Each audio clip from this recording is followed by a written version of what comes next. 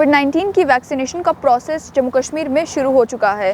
First phase में जो frontline warriors हैं, यानी कि डॉक्टर्स हैं, हेल्थ केयर वर्कर्स हैं और अन्य वो लोग जो डायरेक्ट कांटेक्ट में लोगों के आते हैं, उनकी वैक्सीनेशन का काम चल रहा है। लेकिन आज बात करेंगे इन वैक्सीन्स को लेकर, यानी कि कोविशील्ड और कोवैक्सीन। ये जो दो टाइप्स की वैक्सीन है, दोनों में डिफरेंस क्या है, दोनों के साइड इफ़ेक्ट्स क्या हैं, किस तरीके से ये वैक्सीन जो हैं दी जाती हैं और कौन ऐसे लोग हैं जो ये वैक्सीन फ़िलहाल नहीं ले सकते। तो सबसे पहले तो आपको ये बताया जाए कि र्यूमर्स जो फैल रहे हैं कि एक वैक्सीन नेज़ल स्प्रे है, यानी कि वो आपके नॉस्ट्रल्स में डाली जाती है और दूसरी वैक्सीन जो है वो इंजेक्शन के थ्रू डाली जाती है, ये र्यूमर्स बिल्कुल गलत हैं। दोनों वैक्सीन जो हैं वो इंजेक्शंस के थ्रू ही एडमिनिस्टर की जाती हैं।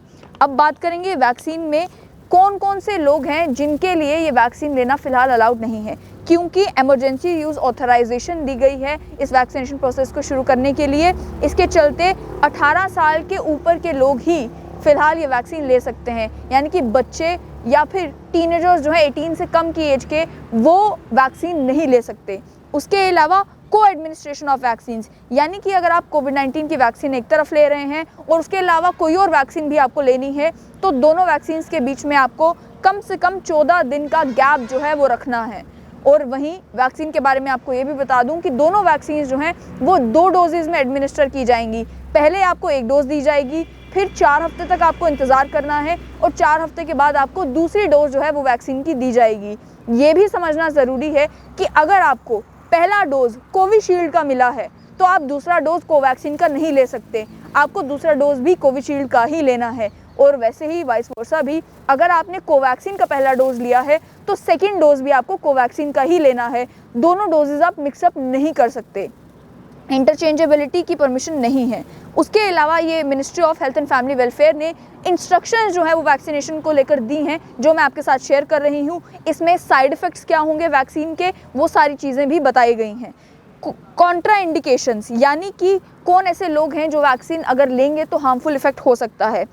पहली चीज़ ये, जिन लोगों की एलर्जिक रिएक्शन पहले कोविड-19 की वैक्सीन को लेकर आ चुकी है, यानी कि उन्होंने पहला डोज लिया, डोज लेते ही उनको एलर्जिक रिएक्शन हो गई, तो उन्हें सेकंड डोज एडमिनिस्टर नहीं किया जाएगा। वहीं दूसरी तरफ वो लोग जिन्हें injectable therapies, pharmaceutical products, food items या फिर वैक्सीन से पहले एलर्जिक रिएक्शंस हो चुके हैं, डिलेड रिएक्शंस हो चुके हैं, यानी कि आपने पोलियो की वैक्सीन ली लेकिन उससे आपको एलर्जिक रिएक्शन हुआ, या फिर आप कोई मेडिसिन लेते हैं जिससे आपको कभी एलर्जिक रिएक्शन हुआ हो, तो भी ये कहा गया है कि अभी आप कोविड वैक्सीन ना लें। तीसरी तरफ वो महिलाएं जो प्रेग्नेंट हैं, ध्यान से सुनिएगा क्योंकि बहुत ज़्यादा ज़रूरी है। प्रेग्नेंट महिलाओं के लिए ये कोविड-19 की वैक्सीन फ़िलहाल नहीं है, क्योंकि ministry of health and family welfare ने कहा है कि कोविड-19 वैक्सीन के लिए जब ट्रायल्स हुए थे, ट्रायल्स में किसी प्रेग्नेंट महिलाएं ने पार्टिसिपेट नहीं किया था, इसीलिए ये नहीं मालूम कि प्रेग्नेंट महिलाओं के ऊपर इस वैक्सीन का क्या असर होगा। अगर आप प्रेग्नेंट महिला हैं या फिर आप ब्रेस्ट फीड कर रही हैं अपने बच्चे को, उस समय में भी आप जो है फ़िलहाल ये वैक्सीन नहीं ले सकते।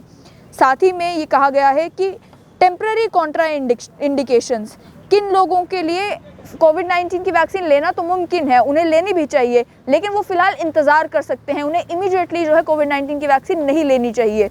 वो ये बताया गया है कि जिन लोगों में एक्टिव कोविड-19 के सिम्टम्स हैं, यानी कि जो कोविड-19 के सिम्टम्स गए हैं, या तो डबल निमोनिया है, या फीवर है, या कफ है, या सांस लेने में दिक्कत है और वो कोविड-19 पॉजिटिव आ चुके हैं, उस सिचुएशन में जिस समय आप कोविड-19 पॉजिटिव हैं और आपको सिम्टम्स हैं, आप फ़िलहाल कोविड-19 वैक्सीन नहीं ले सकते।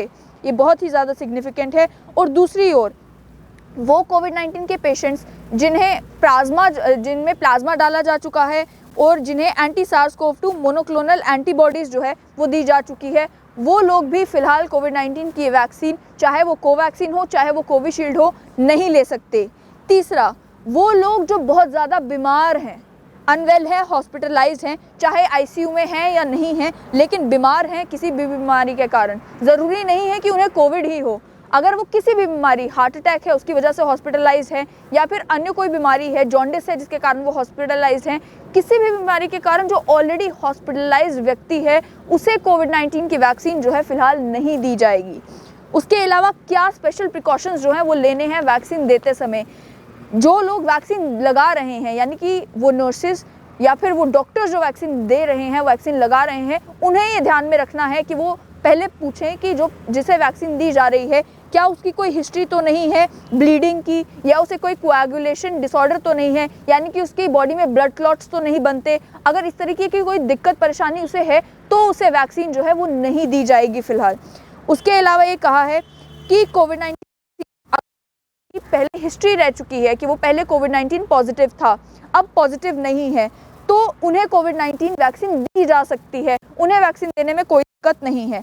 अगर किसी को मॉर्बिडिटीज़ हैं या क्रॉनिक इलनेसेस हैं, यानी कि कार्डियक इलनेस है, उन्हें हार्ट की प्रॉब्लम है, डायग्नोज हो चुकी है, लेकिन फ़िलहाल हार्ट अटैक नहीं आया है, बस वो कार्डियक पेशेंट हैं, तो उस चक्कर में उन्हें वैक्सीन दी जा सकती है, वैक्सीन देने में कोई रोक टोक नहीं है। डायबिटिक हैं तब भी दी जा सकती है, मेटाबॉलिक हैं, रीनल है, मैलिग्नेंसीज हैं, न्यूरोलॉजिकल प्रॉब्लम्स हैं, ये सारी दिक्कतें अगर किसी व्यक्ति को हैं लेकिन वो फ़िलहाल बीमार नहीं है, फ़िलहाल हॉस्पिटलाइज नहीं है, ये ऑलरेडी डायग्नोज्ड अगर उनकी बीमारियां हैं, तो उन्हें कोविड-19 वैक्सीन देने में कोई प्रॉब्लम नहीं है, उन्हें वैक्सीन दी जा सकती है। उसके अलावा ये तक कहा गया है कि जो HIV पॉजिटिव पेशेंट्स हैं, इम्यूनो डेफिशिएंसी जिन लोगों में है, उन्हें भी कोविड-19 की वैक्सीन दी जा सकती है। बस ये है कि उन पर असर जो है वो थोड़ा सा एक नॉर्मल व्यक्ति के कंपैरिजन में कम होगा।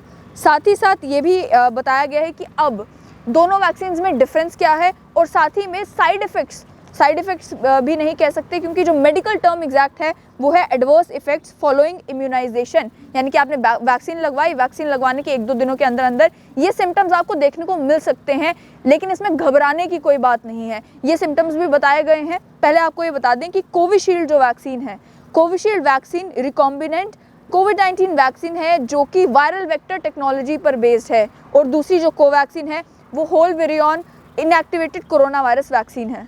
जो कोविशील्ड है वो आप जानते हैं सीरम इंस्टीट्यूट ऑफ इंडिया ने जो है वो बनाई है, और दूसरी ओर जो है कोवैक्सीन है जो कि भारत बायोटेक की बनाई हुई वैक्सीन है।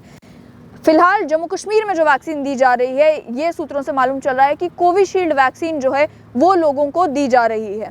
दोनों में अब डिफरेंस क्या है? पहली चीज़ ये कि जो वायरल वेक्टर टेक्नोलॉजी पर बेस्ड कोविशील्ड है, उससे आपके सेल्स के अंदर एक जेनेटिक मटेरियल डाला जाता है जिससे आप इम्यून हो जाते हैं और आपको कोविड-19 नहीं होगा।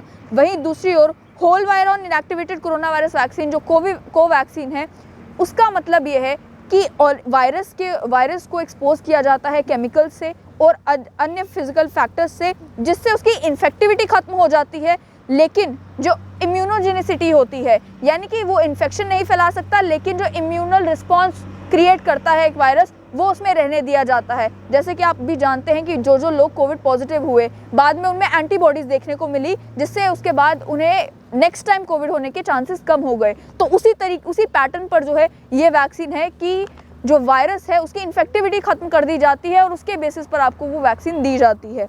दूसरी चीज़, दिखने में ये वैक्सीन में क्या डिफरेंस है?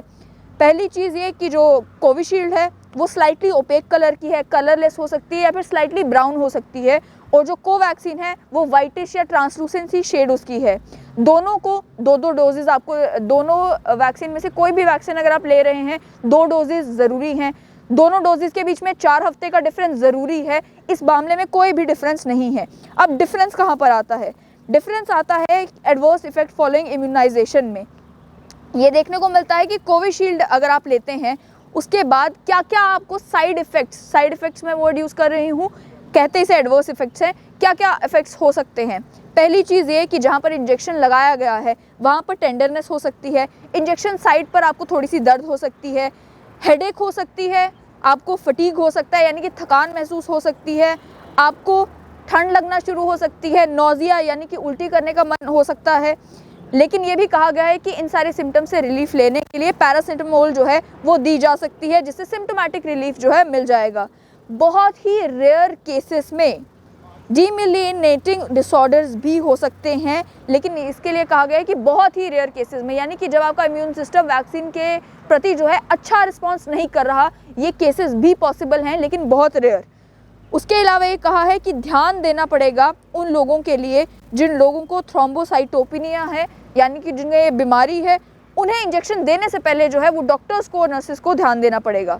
अब बात करें कोवैक्सीन की क्या क्या जो है वो साइड इफ़ेक्ट्स हैं। ये कहा गया है कि माइल्ड, जो जहाँ पर इंजेक्शन लगाया जाता है वहाँ पर दर्द हो सकती है, हेडेक हो सकती है, थकान हो सकती है, बॉडी में दर्द हो सकती है, पेट में दर्द हो सकती है, आपको वॉमिटिंग का मन कर सकता है, आपका मन खराब हो सकता है, आपको डिजीनेस यानी कि आपको ऐसा लग सकता है कि मुझे चक्कर आ रहे हैं, ट्रेमर्स, बॉडी शेक कर सकती है, स्वेटिंग, पसीना आ सकता है, आपको ज़ुकाम हो सकता है, खांसी हो सकती है और इंजेक्शन साइट पर स्वेलिंग हो सकती है। ये सारे सिम्टम्स जो हैं वो कोवैक्सीन के बताए गए हैं। उसमें ये भी कहा गया है कि ये जो सिम्टम्स हैं ये आने के चांसेस हैं, लेकिन ये माइल्ड सिम्टम्स होंगे, इतने ज़बरदस्त नहीं होंगे कि आपको हॉस्पिटल पहुंचना पड़ेगा। माइल्ड सिम्टम्स बताए गए हैं कि पॉसिबिलिटी है ये सिम्टम्स वैक्सीन लेने के बाद आए। आखिर में ये कहा गया है कि अगर आप कोवैक्सीन ले रहे हैं, आपको ये ध्यान देना है कि उस व्यक्ति ने ऑलरेडी क्लोरोक्वीन या फिर कॉर्टिकोस्टेरॉइड्स जो हैं वो नहीं लिए होने चाहिए। ये वो दवाइयाँ हैं जो कि कोविड-19 पेशेंट्स को एडमिनिस्टर की जा रही हैं। इसीलिए आपको ये ध्यान देना है वैक्सीनेशन से पहले कि ये 2 दवाइयाँ जो हैं वो उस व्यक्ति को ना दी गई हो, उसके बाद ही आप जाकर उन्हें वैक्सीन जो है एडमिनिस्टर कर सकते हैं। फ़िलहाल कोविड-19 की वैक्सीन्स को लेकर, दोनों वैक्सीन्स को लेकर ये इन्फॉर्मेशन हमारे पास मौजूद है। आपको ये जानने की ज़रूरत है कि अब क्योंकि वैक्सीनेशन का प्रोसेस शुरू हो चुका है, प्रेग्नेंट महिलाएं इंतज़ार करें, 18 साल से कम के बच्चे इंतज़ार करें। आप अगर कोविड-19 पॉजिटिव हैं या फिर अगर आप हॉस्पिटलाइज हैं तो आप अभी इंतज़ार करें। लेकिन बाकी जो सारे लोग हैं वो वैक्सीनेशन के लिए जो है रजिस्टर कर सकते हैं और फिर वैक्सीन ले सकते हैं।